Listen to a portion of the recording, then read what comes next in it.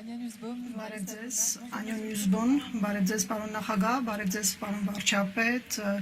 երկկողմ հարաբերություններից առաջ ցանկանում եմ իմանալ այսօր Հորմուզի ծոցում ինչ է տեղի ունեցել ԱԹՍ-ների հարվածների հետ կապված,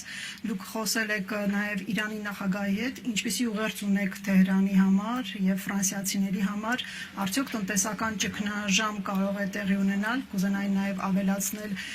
մի քանի րոպե առաջ Տիկին Վան դեր Լայենն ասում էր, որ Թրամփի մաքսային այդ սպառնալիքների դեմ պետք է հավաքվել սեղանի շուրջ, կարծում եք, որ պետք է հատուկ ինչ-որ հարկադիր գործիք կիրառել դիմակայելու համար Թրամփի սպառնալիքներին, շնորհակալություն։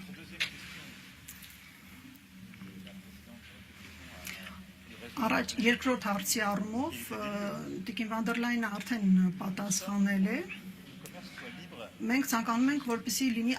արդար եւ ազատ առևտուր եւ ըստ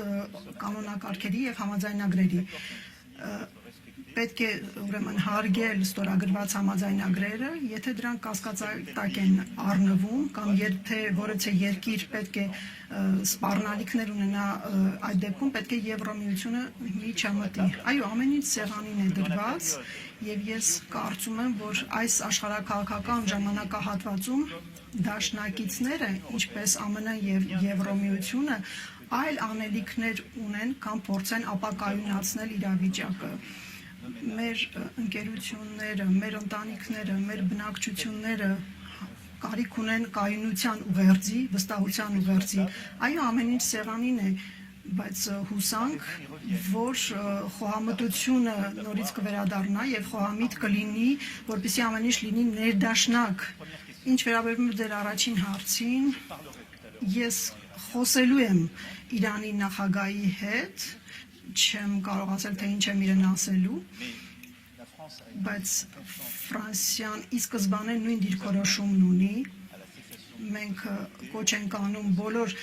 ռազմական գործողությունների դադարեցմանը, դիվանագիտական բանակցությունների մեկնարկին եւ հարգելով տարածաշրջանի բոլոր երկրներին, երեք ես դատապարտել եմ Էմիրական միությունների նկատմամբ հարձակումը եւ որպեսզի վերականգնվի